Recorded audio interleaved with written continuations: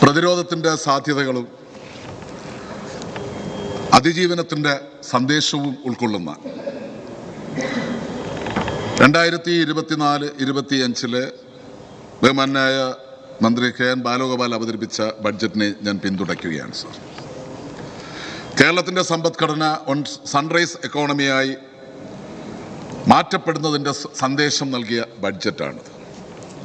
സാമ്പത്തിക ഫെഡറലിസം അട്ടിമറിച്ചുകൊണ്ട് വൈര്യനിര്യാതന ബുദ്ധിയോടുകൂടി കേരളത്തിൻ്റെ സമസ്ത നേട്ടങ്ങളെയും ഇല്ലാതാക്കാനും കേരളത്തെ സാമ്പത്തികമായി ഉപരോധിച്ച് തകർക്കാനും പരിശ്രമിച്ചു കൊണ്ടിരിക്കുന്നൊരു കേന്ദ്ര ഗവൺമെൻറ്, ആ ഗവൺമെൻറ്റിൻ്റെ ഈ സാമ്പത്തിക നയങ്ങളെ എതിർത്തുകൊണ്ട് അതിനെ പ്രതിരോധിച്ചുകൊണ്ട് തന്നെ നികുതി വരുമാനം വർദ്ധിപ്പിച്ച് ഈ നാട്ടിൽ കേരളത്തിൽ ഉണ്ടാക്കിയെടുത്ത സാമൂഹ്യ മേഖലയിൽ, വിദ്യാഭ്യാസ മേഖലയിൽ, ആരോഗ്യ മേഖലയിൽ, കാർഷിക മേഖലയിൽ, വ്യാവസായിക മേഖലയിൽ, പശ്ചാത്തല മേഖലയിൽ ഉൾപ്പെടെയുള്ള സമസ്ത മേഖലയിലും കൈവരിച്ച നേട്ടങ്ങൾ സംരക്ഷിച്ച് അതിനെ കൂടുതൽ കാര്യക്ഷമമാക്കി മുന്നോട്ട് കൊണ്ടുപോകുന്നതിന് വേണ്ടിയിട്ടുള്ള നിർദ്ദേശങ്ങൾ അടങ്ങിയ ബഡ്ജറ്റാണ് സർ ബാലഗോപാൽ അവതരിപ്പിച്ചത്. കേരളത്തെ സ്നേഹിക്കുന്ന ഒരാൾക്കും ഈ ബഡ്ജറ്റ് നിർദ്ദേശങ്ങളെ എതിർക്കാൻ കഴിയില്ല. കേന്ദ്രത്തിൻ്റെ സാമ്പത്തിക ഉപരോധം, ഇവിടെ പലരും അതിനെ സംബന്ധിച്ച് സൂചിപ്പിച്ചു. പ്രതിപക്ഷം ആ സാമ്പത്തിക ഉപരോധത്തെ ന്യായീകരിക്കുന്നതിനും കേന്ദ്ര ഗവൺമെന്റിനെ പിന്തുണയ്ക്കുന്നതിനും വേണ്ടി അവർ ഉന്നയിക്കുന്ന വാദം, ഇപ്പൊ GST നഷ്ടപരിഹാരം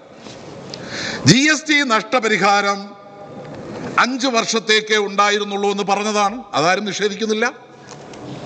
എന്തുകൊണ്ടാണ് 5 വർഷത്തേക്ക് തന്നത്? ആ സിസ്റ്റം ഒന്ന് അപ്ഡേറ്റ് ചെയ്ത് വരുവാൻ സമയം 5 വർഷമെങ്കിലും എടുക്കും എന്നുള്ള ബോധ്യമുണ്ടായത് കൊണ്ടാണല്ലോ 5 വർഷക്കാലത്തേക്ക് ആ സിസ്റ്റം അപ്ഡേറ്റ് ചെയ്യുന്നതിന് വേണ്ടിയിട്ടുള്ള നഷ്ടപരിഹാരം തന്നത്. പക്ഷെ 2017 GST നടപ്പിലാക്കി. സർ, 2018 കേരളത്തിൽ എന്താ സംഭവിച്ചത്? മഹാപ്രളയം, ഒരു നൂറ്റാണ്ട് കണ്ട മഹാപ്രളയം. 19 അടുത്ത പ്രളയം, 20 കൊറോണ, 21 കൊറോണ, 22 നഷ്ടപരിഹാരം നിർത്തി.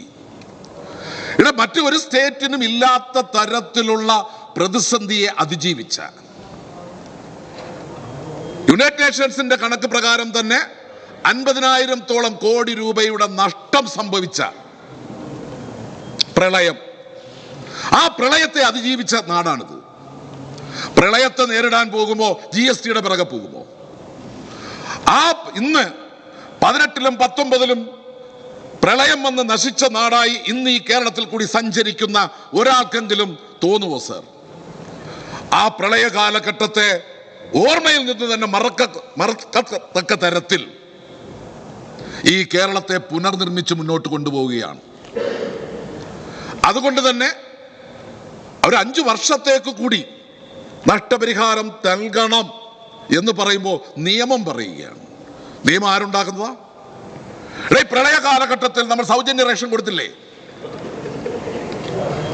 അതുപോലെ തന്നെ ക്യാമ്പിൽ വന്നവർക്കെല്ലാം 10,000 രൂപ വെച്ച് കൊടുത്തില്ലേ? നിയമത്തിൽ വല്ലതും പറഞ്ഞിട്ടുണ്ടോ? പ്രായോഗികമായി ഒരു നാടിനുണ്ടാകുന്ന ദുരന്തത്തിൽ പങ്കാളിയാവുക, അതൊരു സർക്കാരിന്റെ ചുമതലയാണ്. അത് പറയുന്നതിന് പകരം 5 വർഷം ഉള്ളൂ എന്ന് പറഞ്ഞ ന്യായം പറഞ്ഞ് നമുക്ക് ലഭിക്കേണ്ട, ഈ സാഹചര്യത്തിൽ നമുക്ക് ലഭിക്കേണ്ട GST നഷ്ടപരിഹാരം തുടർന്ന് ലഭിക്കേണ്ടത് ഇല്ലാതാക്കാൻ വേണ്ടിയിട്ടാണ് അവർ പരിശ്രമിക്കുന്നത്. ആർക്കാണ് ഇല്ലാതാവുന്നത്? LDF ഗവൺമെന്റ് ആണോ? ഇവിടെ കേരളത്തിലല്ലേ, കേരളത്തിലെ ജനങ്ങൾക്കല്ലേ നഷ്ടപ്പെടുന്നത്? കേരളത്തിലെ ജനങ്ങൾക്ക് വേണ്ടി വാദിക്കാൻ അവർക്ക് സമയമില്ല.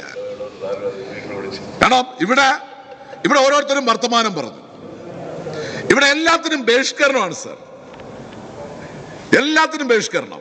നേരത്തെ ഇവിടെ സേവ്യർ സൂചിപ്പിച്ചു, നോട്ട് നിരോധനം, സമരം ചെയ്യാം. ഞങ്ങളില്ല.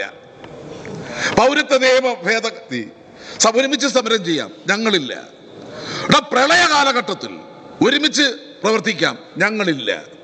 കോവിഡ് കാലഘട്ടം ഒരുമിച്ച് പ്രവർത്തിക്കാം, ഞങ്ങളില്ല. എല്ലാത്തിനും ബഹിഷ്കരണമായിരുന്നു. ബഹിഷ്കരിച്ച് അവരെ ജനം ബഹിഷ്കരിച്ചു. ഇപ്പൊ വീണ്ടും അവരത് തുടരുകയാണ്. അപ്പൊ ഇതില് കാബൂളിവാല എന്ന സിനിമയില് ജഗദീഷ് ശ്രീകുമാർ ഇന്നസെന്റ് എന്ന കഥാപാത്രത്തോട് ചോദിക്കുന്നത്, നിനക്കാരാ ഈ പുട്ടിൽ കൈവശം തന്നെയെന്ന്. അതുപോലെ ഇവിടുത്തെ പ്രതിപക്ഷത്തിനും പ്രതിപക്ഷ നേതാവിനും ബഹിഷ്കരണത്തിൽ ആരോ കൈവശം കൊടുത്തിട്ടുണ്ട്. നിങ്ങളത് തുടരുക. നിങ്ങൾ ഈ ഗവൺമെന്റിനെയും ഈ ഗവൺമെന്റ് നടപടികളെയും ബഹിഷ്കരിക്കുന്നതിനനുസരിച്ച് ജനം നിങ്ങളെ ബഹിഷ്കരിച്ചു കൊണ്ടിരിക്കുകയാണെന്നുള്ള യാഥാർത്ഥ്യം നിങ്ങൾ തിരിച്ചറിഞ്ഞാൽ നിങ്ങൾക്ക് കൊള്ളാം. ഇവിടെ ശ്രീ രമേശ് ചെന്നിത്തല വർത്തമാനം പറഞ്ഞപ്പോ 7.5 വർഷക്കാലമായി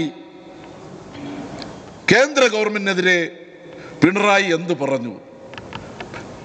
മോദിയുടെ പേര് പറയാൻ, അമിത്ഷായുടെ പേര് പറയാൻ പേടിയെന്ന്. ആർക്ക്? പിണറായി വിജയൻ. തമാശ. രമേശ് ചെന്നിത്തല ഈ നാട്ടിലൊന്നും അല്ലേ? അതോ ഇപ്പൊ ഇവിടെ ഒന്നും ഇല്ലേ? പ്രതിപക്ഷ നേതൃസ്ഥാനം ഒഴിഞ്ഞതോടുകൂടി എല്ലാം നഷ്ടപ്പെട്ട പ്രതീതിയിലാണോ? ഇവിടെ കണ്ണൂരിൽ വന്നതുകൊണ്ട് ഈ സംസ്ഥാന ഗവൺമെന്റിനെ ഞങ്ങൾ വഴിച്ച് താഴെയിടുമെന്ന് പറഞ്ഞപ്പോ അമിത്ഷാ നിന്റെ ഈ തടി അതിന് പോരാ എന്ന് പറഞ്ഞ മുഖ്യമന്ത്രിയാണ് പിണറായി വിജയൻ.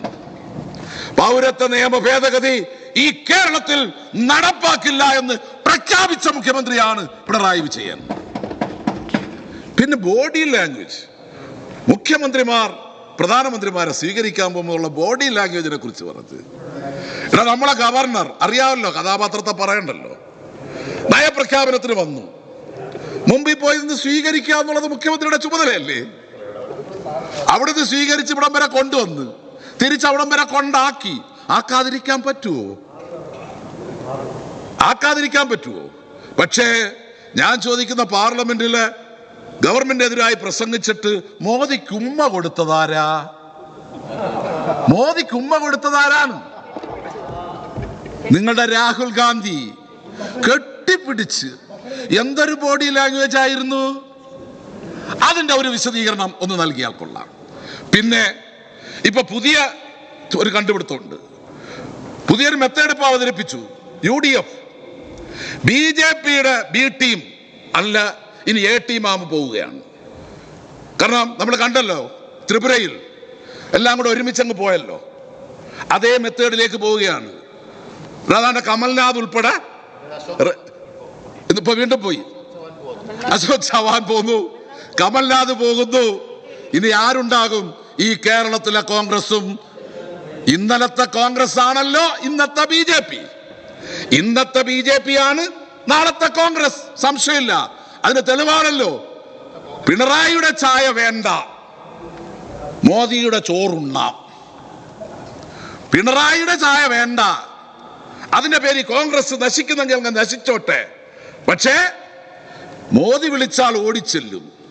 പുതിയൊരു ഐഡിയോളജി നമ്മൾ ആരും കേട്ടിട്ടില്ല.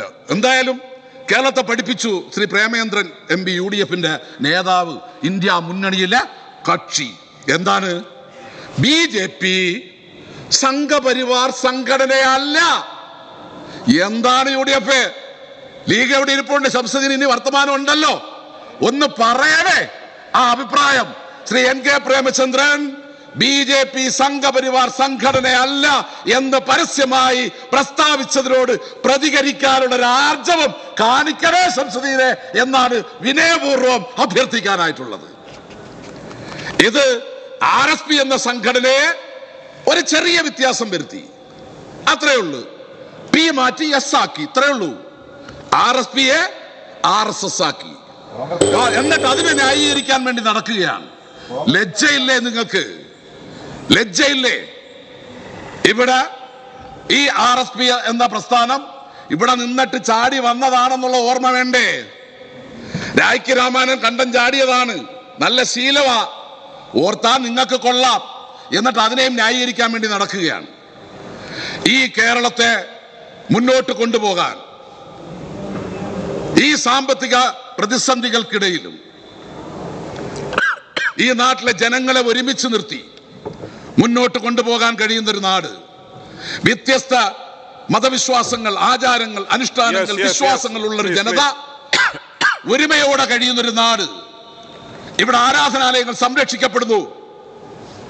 ആരാധനാലയങ്ങളും പള്ളികളും മദ്രസകളും തകർക്കുമ്പോ മോദിയോടൊപ്പം പുത്തൻ അനുഭവം പങ്കിടുന്നു. എന്താണ് അദ്ദേഹത്തിന്റെ ഭരണകാലത്തെ അനുഭവം? ഞാൻ അവസാനിപ്പിക്കുന്നു സ്പീക്കർ. അദ്ദേഹത്തിന്റെ അനുഭവകാലം, മുഖ്യമന്ത്രി ആയിരുന്നപ്പോൾ അനുഭവകാലം എന്താണ് പ്രേമേന്ദ്രൻ പോയി കേട്ടത്? എങ്ങനെ ഗർഭിണികളുടെ വയറ്റിലേക്ക്, പൂർണ്ണ ഗർഭിണിയുടെ വയറ്റിലേക്ക് ശൂലം കയറ്റി കൊച്ചു കുഞ്ഞിനെ എങ്ങനെ, പിഞ്ചു കുഞ്ഞിനെ പുറത്തെടുക്കാം എന്ന മെത്തേഡാണോ